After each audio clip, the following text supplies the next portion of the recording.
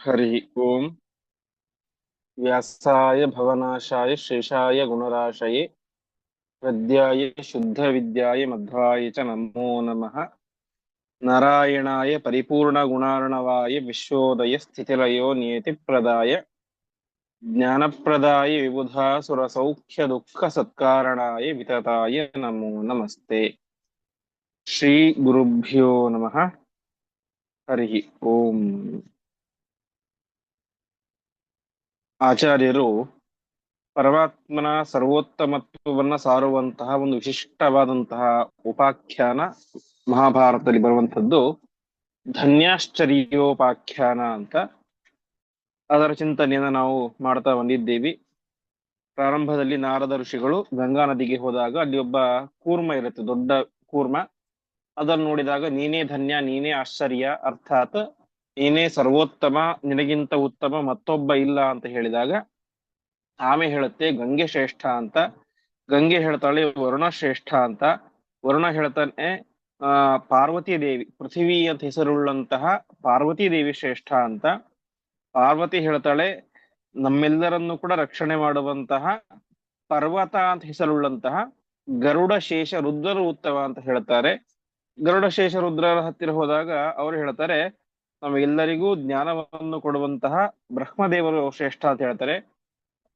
ಬ್ರಹ್ಮದೇವರು ಹೇಳ್ತಾರೆ ವೇದಕ್ಕೆ ಅಭಿಮಾನಿನಿಯಾದಂತಹ ಲಕ್ಷ್ಮೀ ದೇವಿ ಶ್ರೇಷ್ಠ ಅಂತ ಹೇಳ್ತಾರೆ. ಲಕ್ಷ್ಮೀ ದೇವಿ ಹೇಳ್ತಾಳೆ ನಾನು ಒಬ್ಬಳೇ ಆಗಿದ್ದೇನೆ, ಇದ್ದರೂ ಕೂಡ ಅನೇಕ ರೂಪಗಳಿದ್ದಾವೆ. ಅಂತಹ ವೇದಾಭಿಮಾನಿನಿಯಾದಂತಹ ಲಕ್ಷ್ಮೀ ದೇವಿಗಿಂತ ನನಗಿಂತ ಯಜ್ಞಾಭಿಮಾನಿನಿಯಾದಂತಹ ಲಕ್ಷ್ಮೀ ದೇವಿ ಶ್ರೇಷ್ಠ ಅಂತ ಹೇಳ್ತಾಳೆ. ಆ ರೀತಿಯಾಗಿ ಹೇಳಿದಾಗ ಆ ಲಕ್ಷ್ಮೀ ದೇವಿ ಹೇಳ್ತಾಳೆ, ಅರ್ಥಾತ್ ಯಜ್ಞನಾಮಕಳಾದಂತಹ ಲಕ್ಷ್ಮೀ ದೇವಿ ಹೇಳ್ತಾಳೆ ನನಗಿಂತಲೂ ಕೂಡ ಪರಮಾತ್ಮ ವಿಷ್ಣುವೇ ಅತ್ಯಂತ ಉತ್ತಮನಾಗಿದ್ದಾನೆ, ಅವನಿಗೆ ಸಮಾನರಾದರೂ ಉತ್ತಮರು ಯಾರೂ ಕೂಡ ಇಲ್ಲ ಅಂತ. ಇಷ್ಟು ವಿಚಾರಗಳು ಹಿಂದಿನ ಪಾಠದಲ್ಲಿ ಆಗಿತ್ತು. ಒಟ್ಟಿನಲ್ಲಿ ಇದರಿಂದ ತಿಳಿದು ಬರುವಂತಹ ಅಂಶ ಏನು ಅಂತಂದ್ರೆ ಪರಮಾತ್ಮನೇ ಶ್ರೇಷ್ಠ, ಪರಮಾತ್ಮನೇ ಸರ್ವೋತ್ತಮ, ಅವನಿಗಿಂತ ಉತ್ತಮರು ಮತ್ತೊಬ್ಬರು ಯಾರು ಕೂಡ ಇಲ್ಲ. ಅರ್ಥಾತ್ ಪರಮಾತ್ಮನೇ ಧನ್ಯ, ಪರಮಾತ್ಮನೇ ಆಶ್ಚರ್ಯ ಅಂತ ಇಷ್ಟು ವಿಚಾರ ಆಗಿತ್ತು.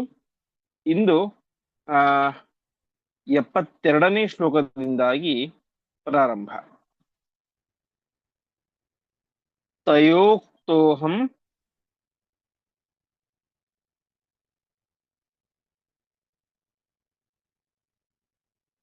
ನಾವತಾರೇಷು ಕಶ್ಚಿತ್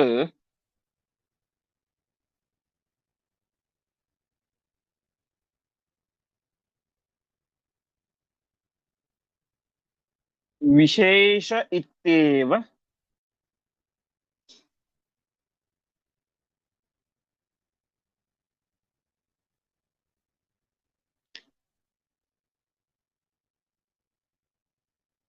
ಯದುಪ್ರವೀರಂ.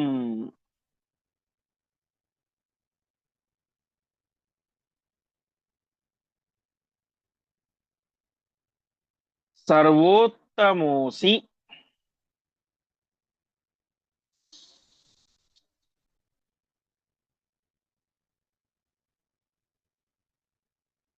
ಇತ್ಯವದಂ ಸಚಾಹ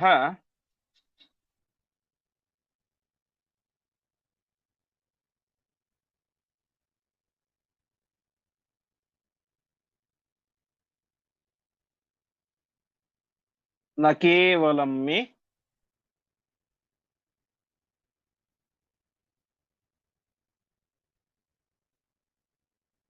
ಅಂಕಗಾಯಾಃ ಶ್ರಿಯೋಹಂ.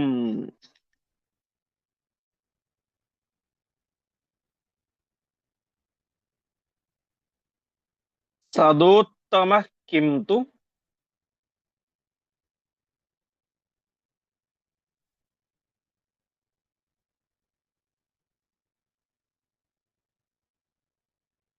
ಯದಾ ತು ಸಾಮೇ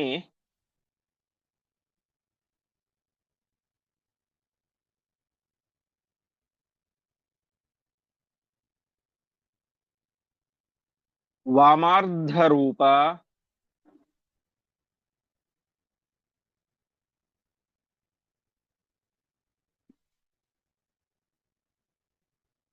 ದಕ್ಷಿಣಾ ನಾಮಧೇಯ.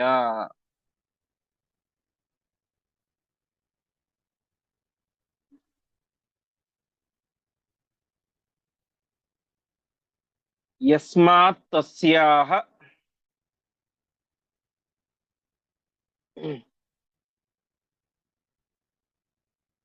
ದಕ್ಷಿಣತಃ ಸ್ಥಿತೋಹಂ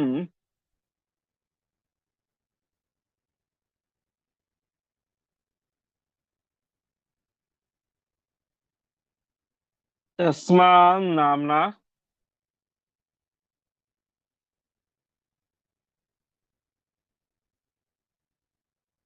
ದಕ್ಷಿಣೇತ್ಯೇವ ಸಾ ಸ್ಯಾತ್.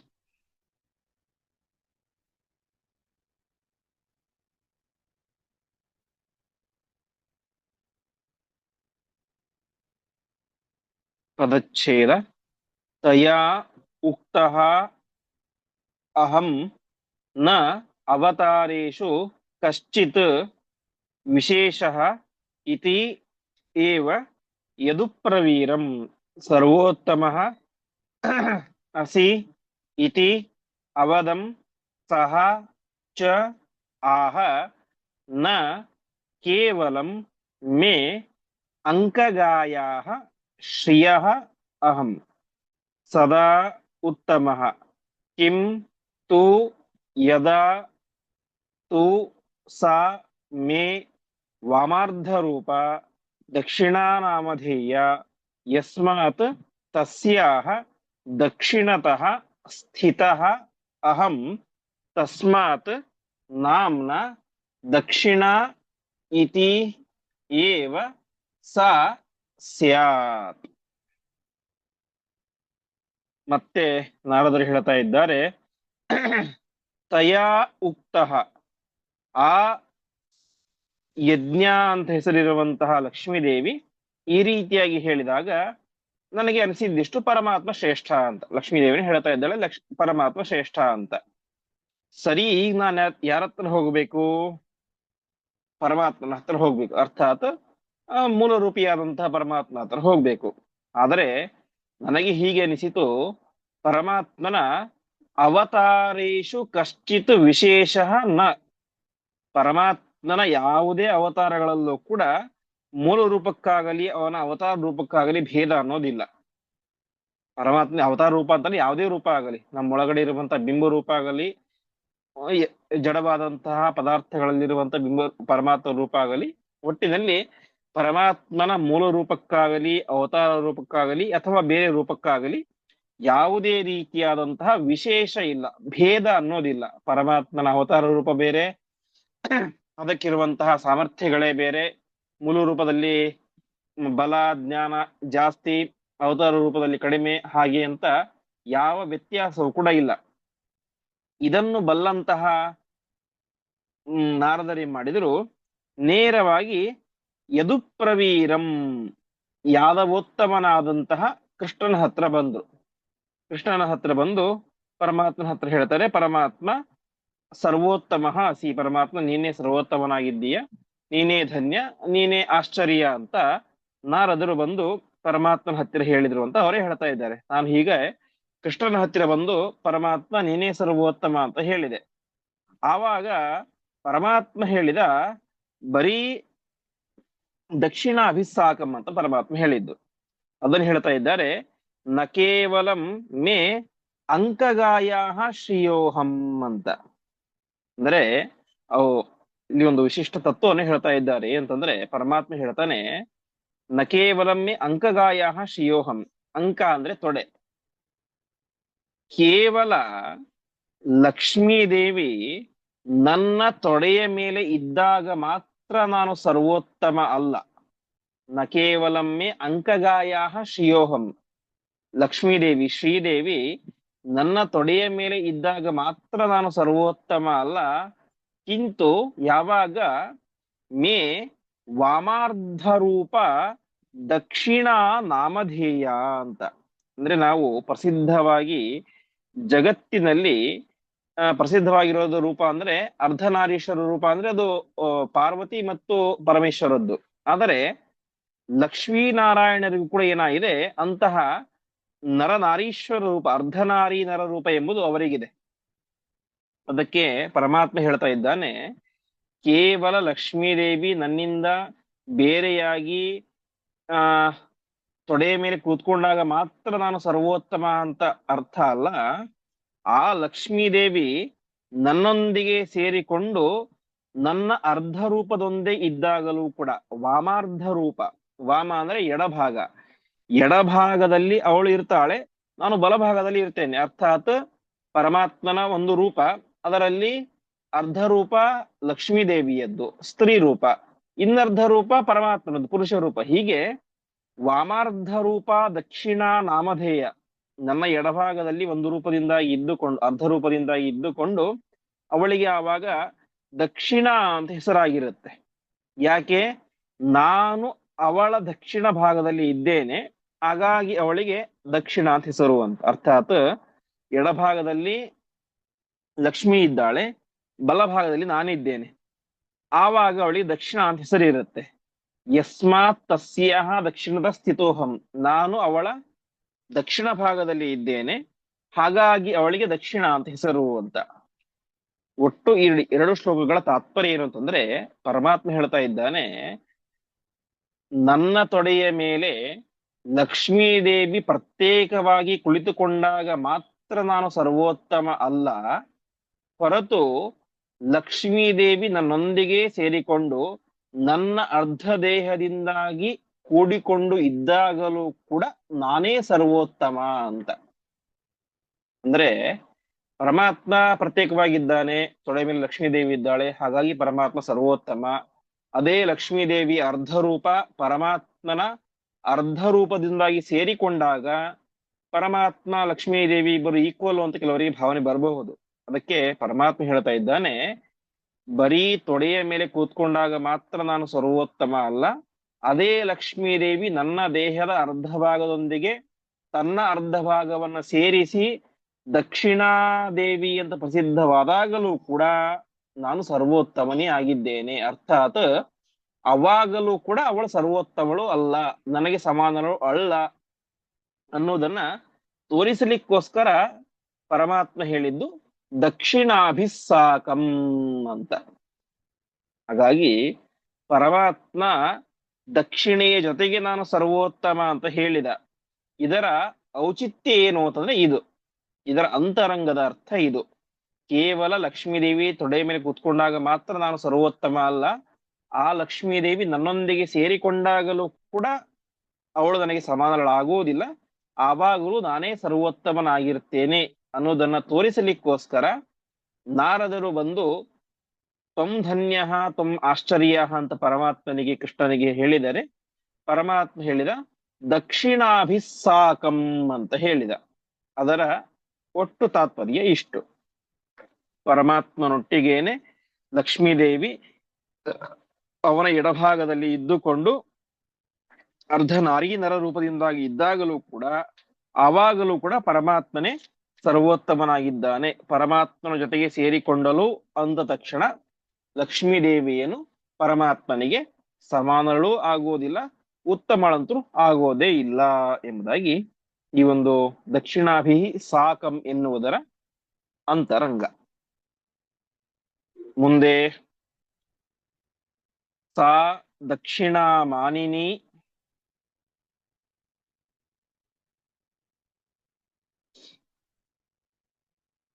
ದೇವತಾ ಚ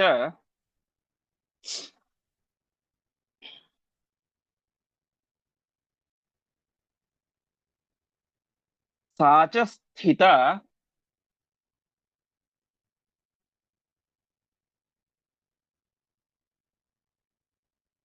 ಬಹುರೂಪ ಮದರ್ಧ.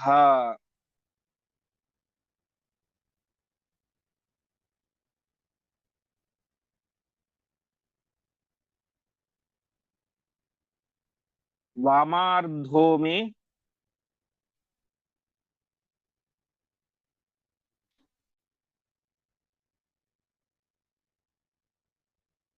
ತತ್ ಪ್ರವಿಷ್ಟೋ ಯತೋ ಹಿ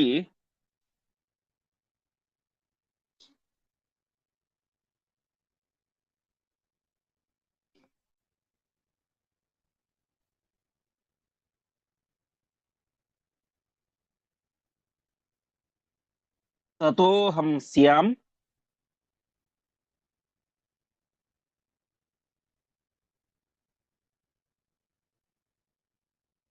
ಅರ್ಧನಾರಾಯಣಾಖ್ಯಃ.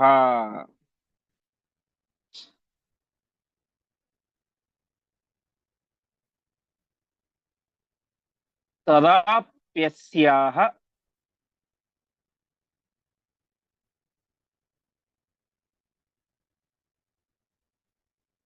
ಉತ್ತಮೋಹಂ ಸುಪೂರ್ಣೋ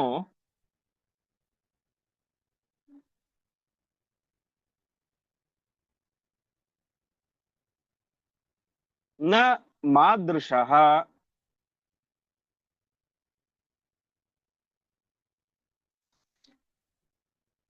ಕಶ್ಚಿದಸ್ತ್ಯುತ್ತಮೋ ವಾ.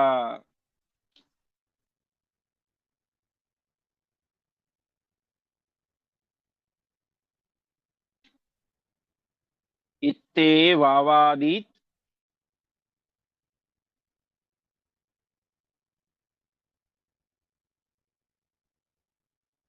ದಕ್ಷಿಣಾಭಿಸ್ಸಹೇತಿ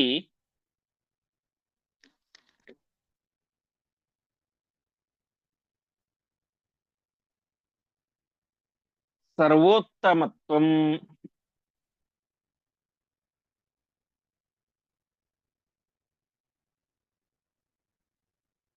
ದಕ್ಷಿಣಾನಾಂ ಸ್ಮರನ್ ಸಹ.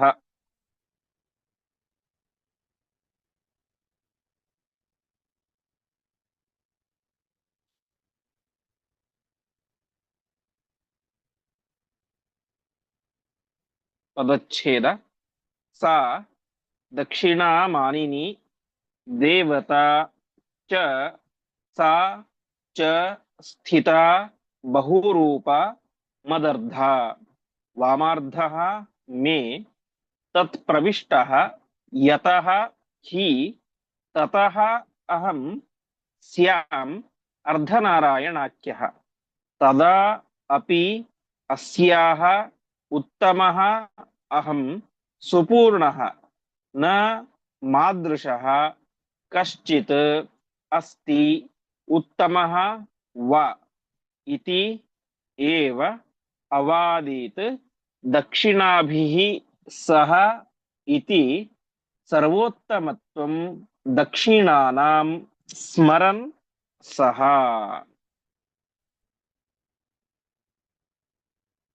ದಕ್ಷಿಣ ಮಾನಿನಿ ಆ ಲಕ್ಷ್ಮೀದೇವಿಯೇನೆ ಪರಮಾತ್ಮನ ಎಡಭಾಗದಲ್ಲಿ ಅರ್ಧ ರೂಪದಿಂದಾಗಿ ಇರುವಂತಹ ಆ ಲಕ್ಷ್ಮೀದೇವಿಯೇನೆ ದಕ್ಷಿಣ ಮಾನಿನಿ. ಇವತ್ತು ನಾವು ಅನೇಕ ರೀತಿಯಾದಂತಹ ಕಾರ್ಯಗಳನ್ನು ಮಾಡಿದಾಗ ಭೋಜನದಲ್ಲಿ, ಪ್ರವಚನದಲ್ಲಿ, ಹೀಗೆ ಅನೇಕ ರೀತಿಯಲ್ಲಿ ಒಟ್ಟಿನಲ್ಲಿ ದಕ್ಷಿಣೆಗಳನ್ನ ಬ್ರಾಹ್ಮಣರಿಗೆ ಕೊಡ್ತೇವೆ. ಹಾಗಾಗಿ ದಕ್ಷಿಣ ಮಾನಿನಿ, ಆ ದಕ್ಷಿಣೆಗೆ ಅಭಿಮಾನಿನಿಯಾದಂಥವಳು ಕೂಡ ಇವಳೇ ಆಗಿದ್ದಾಳೆ. ಈ ದಕ್ಷಿಣಾದೇವಿಯೇನೆ ದಕ್ಷಿಣೆಗೆ ಅಭಿಮಾನಿಯಾದಂತಹ ದೇವತೆ ಆಗಿದ್ದಾಳೆ, ಅಭಿಮಾನಿನಿ ಆಗಿದ್ದಾಳೆ. ಅದರಿಂದಲೂ ಕೂಡ ಅವಳಿಗೆ ಅಂತ ಹೆಸರು ದಕ್ಷಿಣ ಅಂತ ಹೆಸರು. ಒಂದು ಪರಮಾತ್ಮ ಇವಳ ದಕ್ಷಿಣದಲ್ಲಿ ಇದ್ದಾನೆ, ಹಾಗಾಗಿ ದಕ್ಷಿಣ ಅಂತ. ಇನ್ನೊಂದು ಲೋಕದಲ್ಲಿ ಕೊಡುವಂತಹ ದಕ್ಷಿಣೆಗೆ ಇವಳು ಅಭಿಮಾನಿನಿ ಆಗಿದ್ದಾಳೆ, ಹಾಗಾಗಿ ದಕ್ಷಿಣ ಅಂತ ಅವಳಿಗೆ ಹೆಸರು. ಇಂತಹ ಆ ರೂಪ ವಾಮಾರ್ಧ, ನನ್ನ ಎಡಭಾಗದ ಅರ್ಧ ರೂಪ, ಮತ್ತು ತತ್ ಪ್ರವಿಷ್ಟ, ನಾನು ಅವಳಲ್ಲಿ ಪ್ರವೇಶವನ್ನು ಕೂಡ ಮಾಡಿದ್ದೇನೆ. ಹಾಗಾಗಿ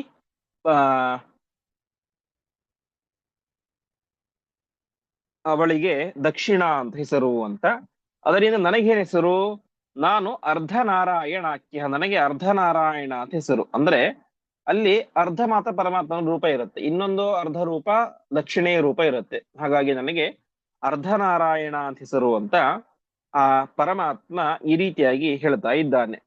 ಹೀಗೆ ವಾಮಾರ್ಧೋಮಿ ತತ್ವವಿಷ್ಟೋ ಯತೋಹಿ ತಥೋಹಂಸ್ಯಾಂ ಅರ್ಧನಾರಾಯಣಾಖ್ಯ ಅಂತ. ಈ ಸಂದರ್ಭದಲ್ಲೂ ಕೂಡ ಏನಾಗಿರುತ್ತೆ? ನಾನೇ ಉತ್ತಮನಾಗಿರ್ತೇನೆ. ತದಾಪಿ ಅಸ್ಯಾಹ ಉತ್ತಮ, ಅವಳಿಗಿಂತ ನಾನೇ ಉತ್ತಮ. ನನ್ನ ಜೊತೆಗೆ ಕೂಡಿಕೊಳ್ಳು ಅಂದ ತಕ್ಷಣ ಅವಳು ಉತ್ತಮಳು ಅಂತ ಅರ್ಥ ಅಲ್ಲ. ನಾನೇ ಉತ್ತಮ, ನಾನೇ ಸುಪೂರ್ಣ, ನನಗಿಂತ ಉತ್ತಮ ನ ಕಶ್ಚಿತ್, ಇನ್ನೊಬ್ಬ ಯಾರೂ ಕೂಡ ಇಲ್ಲ ಅಂತ. ಹೀಗೆ ಈ ಒಂದು ಅರ್ಥವನ್ನ ಮನಸ್ಸಿನಲ್ಲಿ ಇಟ್ಟುಕೊಂಡು ಪರಮಾತ್ಮ ಏನು ಅಂತ ಹೇಳಿದ, ದಕ್ಷಿಣಾಭಿಹಿ ಸಹ ಸರ್ವೋತ್ತಮತ್ವಂ ಅಂತ ಪರಮಾತ್ಮ ಹೇಳಿದ. ದಕ್ಷಿಣಾದೇವಿಯರೊಟ್ಟಿಗೆ ನಾನು ಸರ್ವೋತ್ತಮ ಅಂತ ಪರಮಾತ್ಮ ಹೇಳಿದ. ಆವಾಗ ಈ ಮಾತು ಅಲ್ಲಿದ್ದಂತಹ ರಾಜ ಮಹಾರಾಜರುಗಳಿಗೆ ಅರ್ಥ ಆಗಲಿಲ್ಲ. ಅವರು ಏನು ಅಂತ ಕೇಳಿದ್ರು. ಪರಮಾತ್ಮ ಹೇಳಿದ, ನಾರದರೆ ನೀವೇ ಹೇಳಿ ಅಂತ ಹೇಳಿದ. ಸರಿ ಅಂತ ನಾರದರು ಹೇಳಿಕ್ ಶುರು ಮಾಡಿದರು.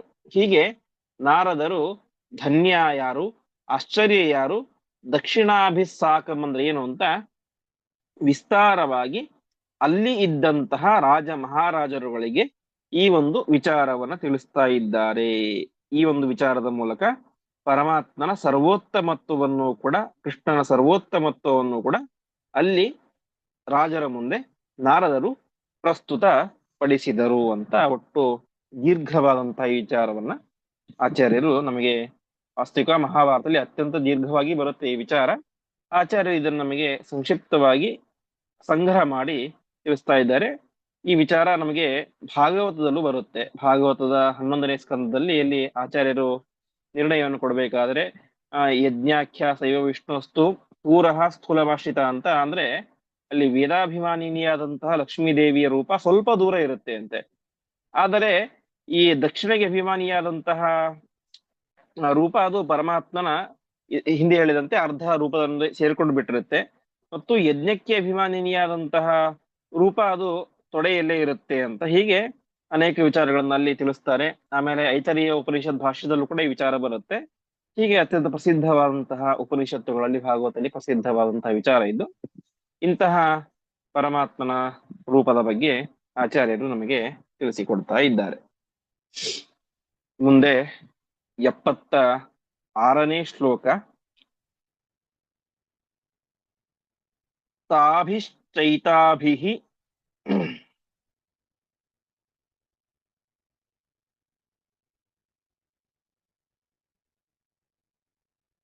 ದಕ್ಷಿಣಾಭಿಃ ಸಮೇತಾತ್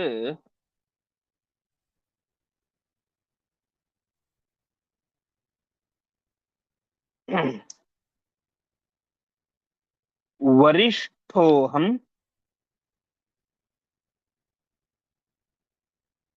ಆಚಾರ್ಯ 75 ಯಾಕೆ ಬಿಟ್ಬಿಟ್ರಿ? 75 ಆಯ್ತಲ್ಲ, ಒಟ್ಟಿಗೆ ಆಯ್ತು. ಅದ್ರ ಜೊತೆಗೆ ಹಿಂದೆ 2 ಶ್ಲೋಕ ಒಟ್ಟಿಗೆ ಆಯ್ತು.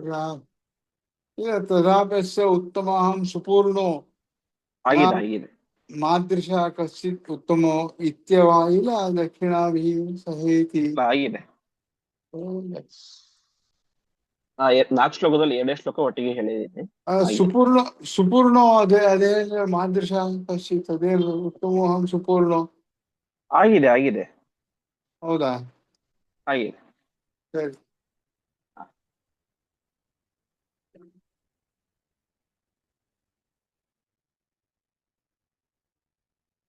ಹ್ಮ್ 76ನೇ ಶ್ಲೋಕ. ತಾಭಿಶ್ಚೈತಾಭಿಃ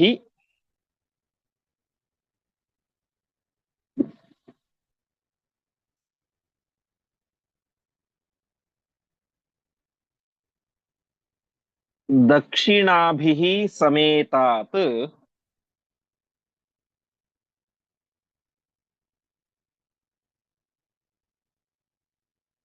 ವರಿಷ್ಠೋಹಂ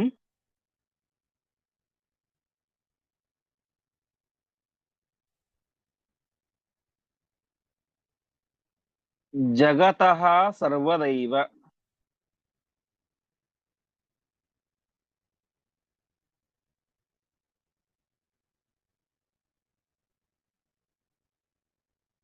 ಮತ್ಸಾಮರ್ಥ್ಯಾನ್ನೈವ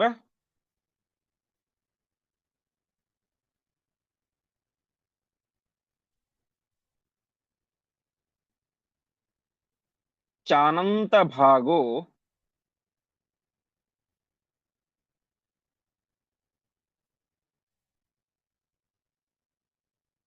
ದಕ್ಷಿಣಾನಾಂ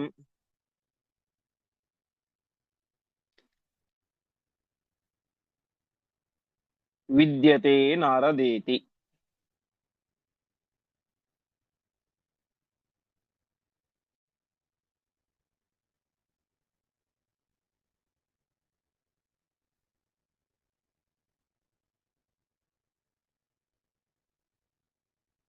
ಪದಚ್ಛೇದ ತಾಭಿಃ ಚ ಏತಾಭಿಃ ದಕ್ಷಿಣಾಭಿಃ ಸಮೇತಾತ್ ವರಿಷ್ಠಃ ಅಹಂ ಜಗತಃ ಸರ್ವದಾ ಏವ ಮತ್ಸಾಮರ್ಥ್ಯಾತ್ ನ ಏವ ಚ ಅನಂತಭಾಗಃ ದಕ್ಷಿಣಾನಾಂ ವಿದ್ಯತೆ ನಾರದ ಇತಿ. ಮತ್ತೆ ಹೇಳ್ತಾ ಇದ್ದಾನೆ ಪರಮಾತ್ಮ ನಾರದರಿಗೆ, ನೋಡು ನಾರದರೆ, ದಕ್ಷಿಣಾಭಿಃ ಸಮೇತಾತ್ ವರಿಷ್ಠಃ, ಈ ದಕ್ಷಿಣೆ ಈ ಒಂದು ರೂಪದಿಂದ ಕೂಡಿದಂತಹ ಅನೇಕ ರೂಪಗಳಿದ್ದಾವೆ. ಅರ್ಥಾತ್ ಮಹಾಲಕ್ಷ್ಮೀ ದೇವಿಗೆ ಅನೇಕ ರೂಪಗಳು. ಈ ದಕ್ಷಿಣ ಮುಂತಾದಂತಹ ರೂಪಗಳೊಂದಿಗೆ ಕೂಡಿದಂತಹ ಲಕ್ಷ್ಮೀ ದೇವಿಯ ಸಮಗ್ರ ರೂಪಗಳು ಮತ್ತು ಸಮಗ್ರವಾದಂತಹ ಜಗತ್ತು, ಸರ್ವದ ಜಗತ್, ಲಕ್ಷ್ಮೀ ದೇವಿಯ ದಕ್ಷಿಣ ಮತ್ತು ಯಜ್ಞ ಮತ್ತು ವೇದಾಭಿಮಾನಿಯಾದಂಥ ರೂಪ ಈ ರೂಪಗಳಿಗಿಂತ ಮತ್ತು ಸಮಗ್ರ ಜಗತ್ತಿಗಿಂತಲೂ ಕೂಡ ಏನಾಗಿದ್ದಾನೆ, ನಾನೇ ವರಿಷ್ಠನಾಗಿದ್ದೇನೆ, ಸರ್ವೋತ್ತಮನಾಗಿದ್ದೇನೆ. ಅಷ್ಟು ಮಾತ್ರ ಅಲ್ಲ, ಮತ್ಸಾಮರ್ಥ್ಯಾತ್ ನೈವ ಅನಂತ ಭಾಗ, ನನ್ನ ಸಾಮರ್ಥ್ಯವನ್ನ ಅನಂತ ಭಾಗಗಳು, ನನ್ನ ಸಾಮರ್ಥ್ಯ ಅನಂತ ಭಾಗ, ಅದಕ್ಕೆ ಕೊನೆಯೇ ಇಲ್ಲ. ನನ್ನ ಸಾಮರ್ಥ್ಯದ ಅನಂತ ಭಾಗಗಳಲ್ಲಿ ಒಂದು ಭಾಗವು ಕೂಡ ಲಕ್ಷ್ಮೀ ದೇವಿಯರಿಗೆ ಅರ್ಥ ದಕ್ಷಿಣಾದೇವಿಗೆ ಇಲ್ಲ ಅಂತ. ಅಂದ್ರೆ ತೊಟ್ಟು ತಾತ್ಪರ್ಯ ಇಷ್ಟು, ಪರಮಾತ್ಮನ ಜೊತೆಗೇನೆ ಲಕ್ಷ್ಮೀ ದೇವಿಯ ದಕ್ಷಿಣ ರೂಪ ಇದೆ ಅಂತ ತಕ್ಷಣ ಅದಕ್ಕೇನೋ ಭಾರಿ ಸಾಮರ್ಥ್ಯ ಇದೆ ಹಾಗೆ ಚಿಂತನೆ ಮಾಡಬಾರದು. ನಮಗಿಂತ ದೊಡ್ಡ ಸಾಮರ್ಥ್ಯ ಇದ್ದೇ ಇದೆ, ಆದರೆ ಪರಮಾತ್ಮನಿಗಿರುವಂತಹ ಅನಂತ ಸಾಮರ್ಥ್ಯದ ಒಂದು ಭಾಗವು ಕೂಡ ಲಕ್ಷ್ಮೀ ದೇವಿಗೆ ಇಲ್ಲ, ದಕ್ಷಿಣಾ ದೇವಿಗೆ ಇಲ್ಲ. ಮತ್ಸಾಮರ್ಥ್ಯಾತ್ ನೈವ ಚ ಅನಂತ ಭಾಗ ದಕ್ಷಿಣಾನಾಂ ವಿದ್ಯತೆ ನಾರದೇತಿ. ನಾರದರೆ, ನನ್ನ ಸಾಮರ್ಥ್ಯದ ಒಂದಂಶವೂ ಕೂಡ ಈ ದಕ್ಷಿಣಾದೇವಿಗೆ ಇಲ್ಲ ಅಂತ ಪರಮಾತ್ಮ ನಾರದರಿಗೆ ಹೇಳಿದ. ಮುಂದೆ ಉಕ್ತಂ ಕೃಷ್ಣೇನ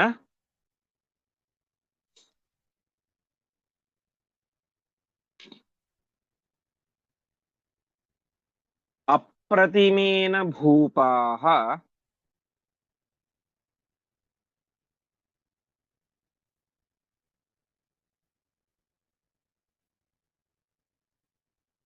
ಅನ್ಯೋತ್ತಮತ್ವಂ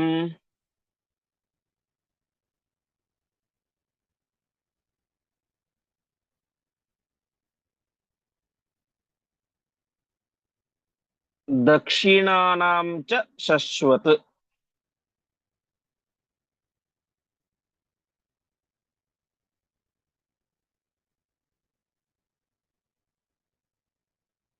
ಸೇಯಂ ಭೈಷ್ಮೀ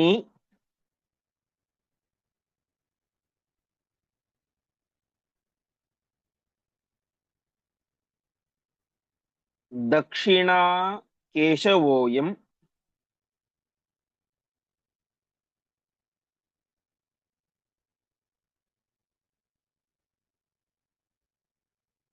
ತಸ್ಯಾಹ ಶ್ರೇಷ್ಠಃ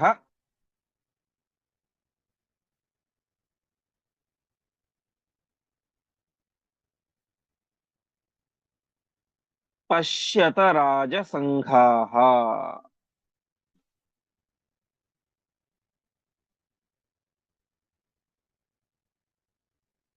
ಪದಚ್ಛೇದ ಉಕ್ತಂ ಕೃಷ್ಣೇನ ಅಪ್ರತಿಮೇನ ಭೂಪಾಃ ಅನ್ಯೋತ್ತಮತ್ವಂ ದಕ್ಷಿಣಾನಾಂ ಚ ಶಶ್ವತ್.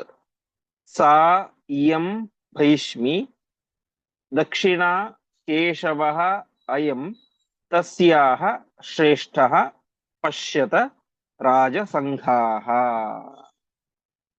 ಈ ರೀತಿಯಾಗಿ ಅಪ್ರತಿಮೇನ ಕೃಷ್ಣೇನ ಉಕ್ತಂ, ಸರಿಸಾಟಿ ಇಲ್ಲದೇ ಇರುವಂತಹ ಶ್ರೀಕೃಷ್ಣ ಪರಮಾತ್ಮ ಈ ರೀತಿಯಾಗಿ ತನ್ನ ಸಾಮರ್ಥ್ಯದ ಬಗ್ಗೆ ಹೇಳಿದ. ಅನ್ಯೋತ್ತಮತ್ವಂ ದಕ್ಷಿಣಾನಾಂಚ ಶಶ್ವತು, ಮತ್ತೆ ಬೇರೆ ಎಲ್ಲರಿಗಿಂತಲೂ ಕೂಡ ಏನಾಗಿದೆ, ದಕ್ಷಿಣಾದೇವಿಯರು ಉತ್ತಮರಾಗಿದ್ದಾರೆ. ಉಳಿದ ರೂಪಗಳಿಗಿಂತ, ಬ್ರಹ್ಮಾದಿ ಸಕಲ ದೇವಾನುದೇವತೆಗಳಿಗಿಂತ, ಸಕಲ ಜೀವರಿಗಿಂತ, ಆ ಪುಷ್ಕರನಿಗಿಂತ, ಗಂಗೆಗಿಂತ, ವರುಣನಿಗಿಂತ ದಕ್ಷಿಣಾದೇವಿ ಶಾಶ್ವತ ಉತ್ತಮ ಅನ್ಯೋತ್ತಮತ್ವ. ಶಾಶ್ವತ ಅಂದ್ರೆ ಯಾವಾಗಲೂ ಶಾಶ್ವತ ಅಂತ. ಉಳಿದವರಿಗಿಂತ ದಕ್ಷಿಣಾದೇವಿ ಅತ್ಯಂತ ಶ್ರೇಷ್ಠರು ಯಾವಾಗಲೂ ಆಗಿದ್ದಾರೆ. ಅವಳಿಗಿಂತ ಉತ್ತಮ ಯಾರು? ಪರಮಾತ್ಮ ಅಂತ. ಹೀಗೆ ಆ ದಕ್ಷಿಣಾದೇವಿಯೇನೆ ಸಾ ದಕ್ಷಿಣ ಅಯಂ ಭೈಷ್ಮಿ. ಆ ದಕ್ಷಿಣಾದೇವಿಯೇನೆ ಈ ಭೈಷ್ಮಿ. ಭೈಷ್ಮಿ ಅಂದ್ರೆ ರುಕ್ಮಿಣಿ, ಭೀಷ್ಮಕ ರಾಜನ ಮಗಳು. ಆ ಸರ್ವೋತ್ತಮನಾದಂತಹ ಪರಮಾತ್ಮನೇ ಈ ಕೃಷ್ಣ. ಅಯಂ ಕೇಶವ. ಹೀಗೆ ಆ ಏನು ಧನ್ಯ ಆಶ್ಚರ್ಯರಾದಂತಹ ಪರಮಾತ್ಮನೇ ಈ ಕೃಷ್ಣನಾಗಿದ್ದಾನೆ. ಆ ದಕ್ಷಿಣೆಯಾದಂತಹ ಲಕ್ಷ್ಮೀದೇವಿಯೇನೆ ಈ ರುಕ್ಮಿಣಿಯಾಗಿದ್ದಾಳೆ ಅಂತ ರಾಜಸಂಗಾಹ ಪಶ್ಯತ. ಎಲೈ ಸಮಸ್ತ ರಾಜರೇ, ಈ ಕೃಷ್ಣನೇ ಸರ್ವೋತ್ತಮ, ಈ ರುಕ್ಮಿಣಿಯೇನೆ ದಕ್ಷಿಣಾದೇವಿ. ಇದನ್ನು ಈ ನೀವೆಲ್ಲರೂ ಕೂಡ ಪಶ್ಯತ ನೋಡಿರಿ ಅಂತ ಅಲ್ಲಿ ನೆರೆದಂತಹ ರೈವತ ಪರ್ವತದಲ್ಲಿ ನೆರೆದಂತಹ ಎಲ್ಲ ರಾಜ ಮಹಾರಾಜರುಗಳ ಮುಂದೆ ನಾರದರು ಶ್ರೀಕೃಷ್ಣ ಪರಮಾತ್ಮನ ಸರ್ವೋತ್ತಮತ್ವವನ್ನ ಮತ್ತು ದಕ್ಷಿಣಾದೇವಿಯರು ಉಳಿದವರಿಗಿಂತ ಉತ್ತಮರು ಅಂತ ಎಲ್ಲರ ಮುಂದೆ ಪ್ರಸ್ತುತ ಪಡಿಸ್ತಾ ಇದ್ದಾರೆ. ಮತ್ತೆ ಮುಂದೆ ಒಂದಿಷ್ಟು ಯುದ್ಧದ ಪ್ರಸಂಗ ಎಲ್ಲ ನಡೆಯುತ್ತೆ. ಅದರಿಂದಲೂ ಕೂಡ ಪರಮಾತ್ಮ ಸರ್ವೋತ್ತಮ ಅಂತ ಜಗತ್ತಿಗೆ ಗೊತ್ತಾಗುತ್ತೆ. ಆ ಒಂದು ಚಿಂತನೆಯನ್ನ ಮತ್ತೆ ನಾವು ನಾಳೆಯ ಪಾಠದಲ್ಲಿ ಮಾಡೋಣ ಎಂಬುದಾಗಿ ಹೇಳ್ತಾ ಇಂದಿನ ಪಾಠವನ್ನ ಶ್ರೀಕೃಷ್ಣಾರ್ಪಣಮಸ್ತು.